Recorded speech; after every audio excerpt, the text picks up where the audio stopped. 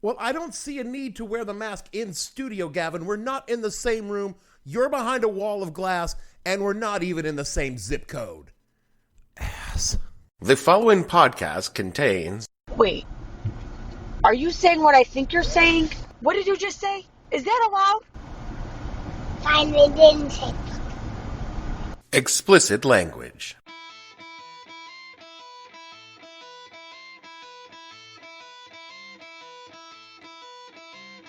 Hello and welcome to the podcast that asks a simple question. When you got thrown out of Costco to demonstrate how manly you are, what the hell were you thinking? I'm your host, Dave Bledsoe, and this is Friday, May 22nd, 2020. You're Not the Boss of Me Now edition of the show, where we examine the latest in right-wing stupid infecting others for freedom. Stay tuned. The What the Hell Were You Thinking podcast is brought to you by Frankie's Freedom Warehouse, where Americans can shop like they're in America. Are you tired of being oppressed by those snowflake liberal corporate warehouse stores with their liberty-infringing rules and dress codes? Do you just want to shop as Washington and Jefferson intended with Lord Jesus given rights to do whatever you damn well please? Are you looking for a place where semi-automatic weapons are worn openly, but only Zionist New World Order lackeys wear a face mask? Then come to Frankie's Freedom Warehouse for all your bulk purchase needs. From slabs of huge goddamn beef hides to huge rolls of shit paper, Frankie's has it. You know what Frankie's doesn't have? Masks, because only pussies wear masks. So get your freedom-loving ass down to Frankie's Freedom Warehouse, where no one can tell you anything except to pay for the shit you buy. We interrupt this sponsored content to inform you that Frankie's Freedom Warehouse is currently closed because Frankie died yesterday from COVID-19. I'll just put you on my 3,000 follower Instagram feed, mostly locals. Hi everyone, I work for Costco and I'm asking this member to put on a mask because that is our company policy. So either wear the mask and I'm not doing it because I woke up in a free country. Have a great day. So you're going to take this car from me. Sir, have a great Full day. of stuff. You are no longer welcome here in our warehouse. You need to leave. Thank you very much. Here, you put it on, I'll give you my card. He's going to take the card away because he's a pussy little bitch. There he is, walking away with all my stuff. There he goes. Because I'm not a fucking sheep. I'm a red-blooded American white man, meaning that I do not have to follow any rules that I don't like. Look it up. It's right there in the Constitution. No, I don't think it is, sir. It's probably in there. I mean, who has time to read the whole thing?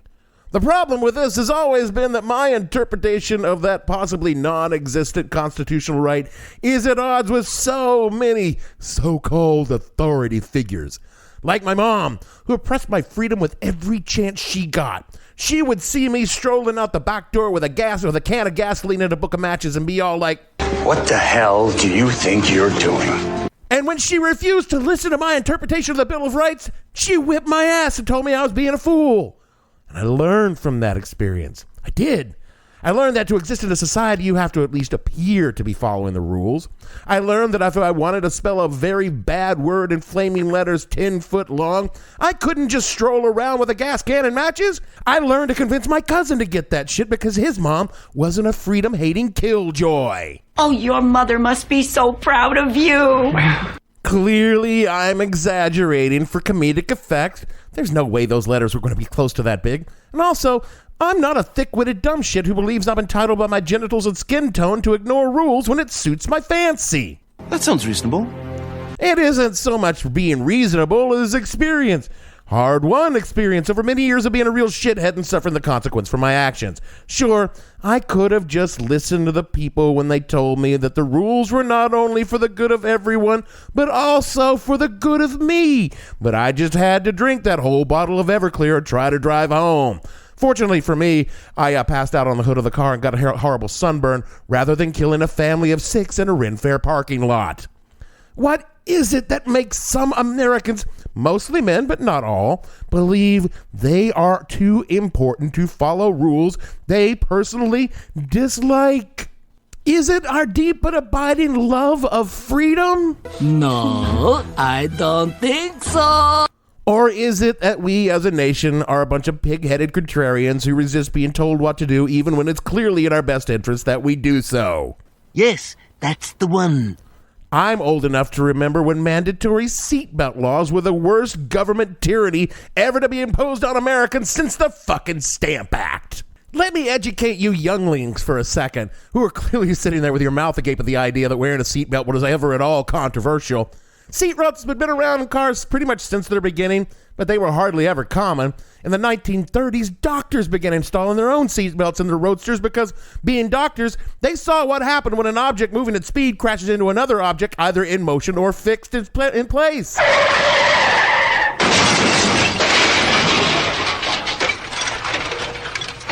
They urged car companies to put in lap belts, but none of them did until 1950 when Nash put lap belts in a couple of models.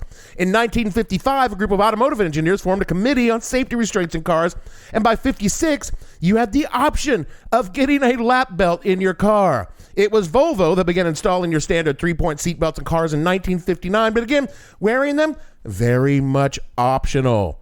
Now, to a reasonable human being, it seems clear that the simple act of putting on your seatbelt is simple, convenient, and a really fucking easy way to increase your odds of not becoming a pile of goo should you get involved in an accident. So everyone would want to wear them, right? But Americans were all like, Well, you don't know me, so you don't know, do you? And it took until 1970 for the laws to mandate companies even install seatbelts in all cars coming off the assembly line. And no one used them.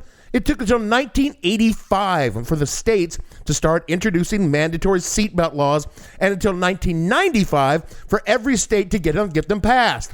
Well, not every state. There's still one state that doesn't have mandatory seatbelt laws because they are ride and literally die with their state motto. New Hampshire? Live free or die, motherfucker. Even after it was made abundantly clear by science and just even a few people dying in car crashes that seatbelts save lives, there was and is a portion of the population who look upon seatbelt laws as a gross violation of their civil rights. We call these people all fucking morons. They probably have a different preferred phrase. I don't know, probably like libertarians or something. And they challenge mandatory seatbelt laws since their inception on the grounds that mandatory seatbelt laws infringe upon their personal liberty to go flying through the windshield. They go on further to cite studies which indicate that some people are more likely to drive dangerously because of the false sense of invulnerability that comes with wearing a seatbelt, and furiously insist that their car be in their private property and their body be in their business and not the government's, unless you want to talk about a woman getting an abortion, so they cannot be compelled to wear a seatbelt by the state. And time again, the courts have told these people to sit down and shut up. Because the states have the inherent right to protect the welfare of the people in their state, even if the people don't want said protection, particularly when those people do not want said protection, because those are specifically the kind of people who need it the most, because they are either mentally underdeveloped or intentionally stupid, and often both. They need to be protected from themselves, and quite frequently, others need to be protected from them. Which brings me to wearing a fucking mask. I'm going to be honest. I don't like it. Definitely not a fan. They're hot, uncomfortable, and make me constantly want to touch my face to move the around because they are itchy. When I was a vet tech, I hated assisting in surgery because I had to wear that fucking mask. But you know what? I'll wear the mask. I'll wear the mask because it's a minor inconvenience and shows that I care about the welfare of other people, and most importantly, sends a clear signals to others that I am not an asshole. You might remember when all this started, there was much controversy on whether or not people needed to wear a mask. The conventional wisdom at the time was masks did very little to prevent the spread of the Rona. I remember them saying it. Well, 3 months and 14,000 years and 100,000 dead Americans later, the conventional wisdom has changed. From the Mayo Clinic website, quote, "So why weren't masks recommended at the start of the pandemic? At that point in time, experts didn't know the extent to which people with COVID-19 could spread the virus before symptoms appeared. Nor was it known that some people have COVID-19 but don't have any symptoms. Both groups can unknowingly spread the virus to others. These discoveries led the U.S. Centers for Disease Control and Prevention to do an about-face on face masks. The CDC updated its guidance to recommend widespread use of simple cloth face coverings to help prevent the transmission of COVID-19 by people who have the virus but don't know it," unquote. You see, human beings are disgusting little factories of fluids that we spew into the air whenever we open our dumb mouths to blather on about things we don't know shit about. Pot meets the kettle at last. So on a good day, we go about just shedding disgusting little flecks of our substance all throughout the environment, landing all over everything and everyone we come into contact. Should we happen to be carrying the Rona and not know it, we are shedding that shit all over the place. Now, if you slap a bandana over your yap hole, you automatically limit the amount of putrescence you spew out into the atmosphere and the distance it can travel. If other people wear that bandana, they automatically limit the amount of your gunge they're exposed to when you chug out your plague germs for everyone. Does wearing one make you immune to the disease? No, but it does reduce the risk of infection. Combine a mask with distance, good hygiene, and keeping your fucking yapper closed more than open, and dramatically reduce the chances of infection or infecting others, all at no more than the cost of a hot face and an itchy nose. And we can all go outside again. It's what everyone wants. Not just liberals or angry MAGA chuds waving their ill-lettered, poorly spelled signs around demanding the state allow them to go back and get their ex-wife's name covered up with a new tattoo of Charlie Daniels or something. I don't know what these people do, but we all agree that we are tired of being stuck at home and would like to go back to some semblance of normal life. One of the ways this can happen is if every fucking Yahoo wears a fucking mask. It seems simple. Easy, not a big deal. We can all have what we want if we do this one tiny little thing. So, problem solved. Yeah, not so much. It's not so much solved, and now it's an all new fucking problem. It seems the latest in our endless rounds of pointless culture wars is now going to be over mask. On one hand, there's science, imperfect science, with much still not known, but it's doing the best it can. On the other hand, as well, these people. Because you know that the company that you work for is lying to the American people. And you know that what you're doing is wrong at the end of the day. You know it. You see how nervous you are? You're shaking. You are sweating. Your glasses, you can't even see out of them. You're terrified. I'm wearing my mask. Your mask is down underneath your nose again. You are terrifying the general public. You realize that? A small but extremely loud minority of Trump Americans adamantly refuse to wear a mask because, well, it isn't clear even to them. I mean, don't go looking for coherent reasoning in these people to begin with, but their rationale on face masks is even more incoherent. Take Ohio State Representative Nino Vitale, a surprise Republican who posted on Facebook recently and quoted on Cleveland.com, quote, he ultimately concludes he won't wear a mask because of his religious belief. This is not the entire world, Vitale said in the post from Monday.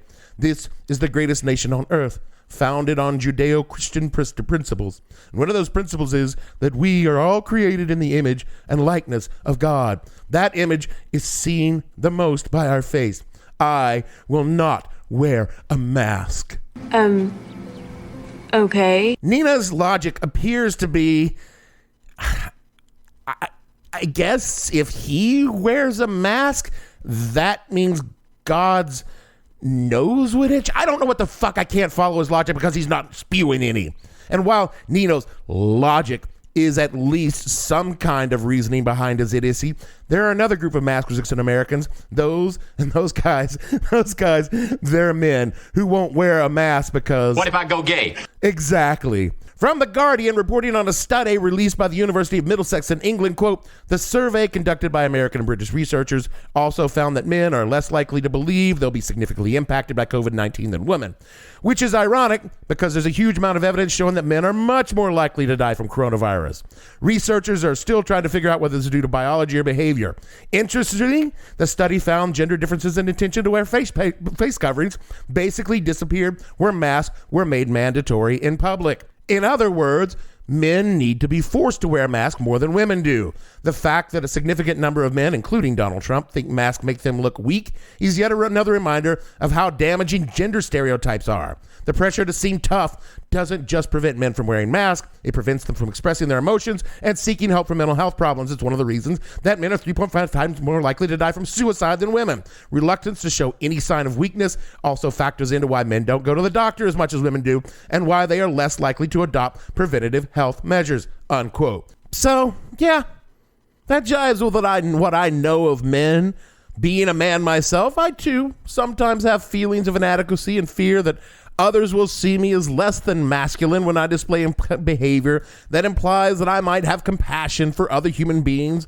God knows I wouldn't want people to think that I valued other lives as much as I valued my own. What kind of pussy would do something like that? I mean, heaven forbid others think that I am weak. Oh, no, wait. I don't feel that way ever because I don't measure my self-worth by my cock. Maybe I'm just secure in my penis size so that I'm willing to wear a mask to protect others, and like, say, Donnie Shroomhead, whose entire life has been one long endeavor to get people to believe that he isn't packing a thimble dick in those ill-fitting slacks. I mean, Mike Pence, I totally get it why he feels this way. If he wore a mask, he might just for a second find it fabulous, and before he knew it, he'd be blowing an entire bathhouse full of dudes and finally be happy for once in his sad fucking life. Now, there's another group. These are the constitutional law scholars, whose extensive study of a shitpost on Facebook has led them to conclude that they, as freedom-loving Americans, cannot be compelled to wear a mask. These people. These are your diehard MAGA heads, and for them to see Thimble Dick strutting around without a mask and think he's personally telling them not to wear one because Merca, they are the ones pitching a fucking fit when Costco won't let them shop without a mask, storming state capitol with semi-automatic weapons, demanding that they immediately be allowed to drink beer in bars, and that poor people should go back to work to serve their petty needs like getting a mani-pedi. And they just might kill you if you try to force them to wear a mask, because again, Merca. The freedom lovers aren't concerned about the Rona because the Rona hasn't killed anyone they know yet.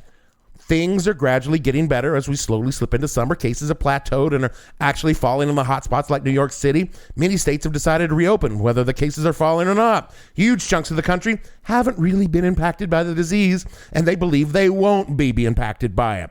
This goes against everything we know about diseases and against what has happened in history, like what happened in 1918 when everyone's convinced the worst was over, and when the flu hadn't even really got started going yet, and they came back in the fall and fucked shit up. Google's second wave for some real horror stories. But they will find out. It just depends on how many people they are willing to bury before they change their minds. I wish it was different, but it won't be. Now, none of this to say is that people won't get used to wearing masks. Here in NYC, we've largely adapted to the new mask normal. Oh, sure, a lot of people aren't wearing them correctly, and young people particularly seem unwilling to don them, but the vast majority of us seem to be enduring them. Wearing them sucks, but so does killing people with our germs, so we wear the mask. Scientific American published an article on May 14th on what it will take to get Americans to cover their pie holes. Oh, sure, they didn't say it that way, but that's what they meant. They're Scientific American. They can't just, be gross. Quote, even for the large majority of Americans who are willing to follow public health guidances, masks have been an adjustment. They can be hot and uncomfortable. They impede communication and cover identifying features in a way that gloves do not. They feel, weird. But weird behaviors can become standard, and long-standing customs can change. Behavioral scientists say that half a century ago, the idea of dog owners picking up their pets' waste was so controversial that in New York City, one prominent figure in the debate had a plastic bag of droppings thrown in her face at a public meeting. Yet pooper-scooper laws are now in place in cities large and small. To bring about such change, new behavior must first ascend to the status of social norms. Norms include both perception of how a group behaves and a sense of social approval or censure for violating that conduct. The critical thing is to lock in that norm is that you believe that other people expect you to do it, says behavioral economist Cyan Bonhart of Swarthmore College. That expectation already exists in places such as hard-hit New York City, where those without masks are sometimes berated.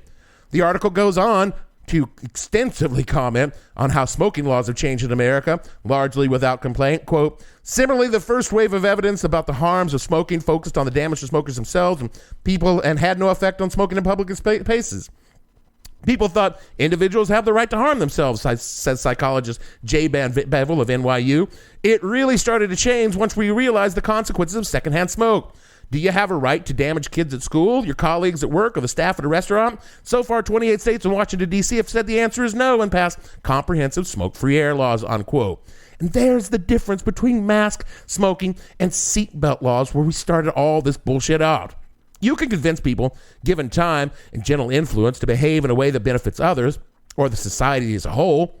Most smokers I know, myself included, have got no problem standing outside in the freezing rain to feed our filthy fucking habits because we might be willing to suck down carcinogens into our lungs, but don't feel we have the right to do it to others. Hell, even with seatbelt laws, I knew any number of people back in the 90s who refused to wear a seatbelt themselves, but they made their kids wear one because they knew it would save lives. That's where we got to get the red-headed dipshits to be at. That wearing a mask is being fucking patriotic. You aren't giving up your rights. You're sacrificing for America. Like the boys did in uniform back in the big one.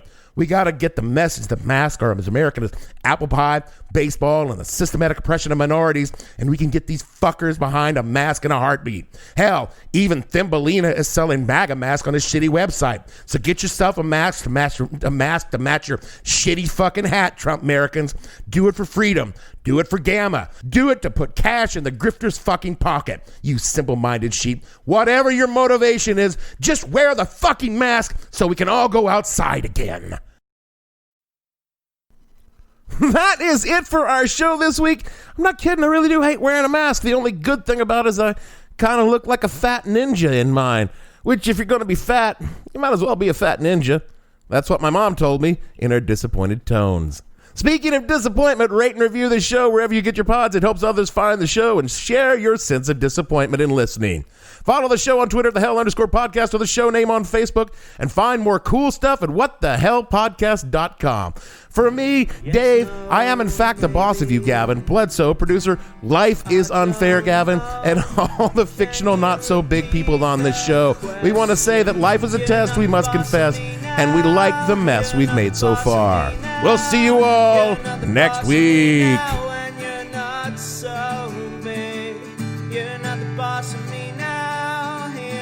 Boss of me now, you're not the boss of me now, and you're not so big. Life is unfair, so I just stare at the stain on the wall where the TV been. But ever since we moved in, it's been empty. Why I'm in this room, there is no point explaining. You're not the boss of me now, and you're not so big. You're not the boss of me now, you're not the boss of me now. You're not the boss of me now, and you're not so big. Life is a test, but I confess I like this mess I've made so far. I have no ending for this, so I take a small bow.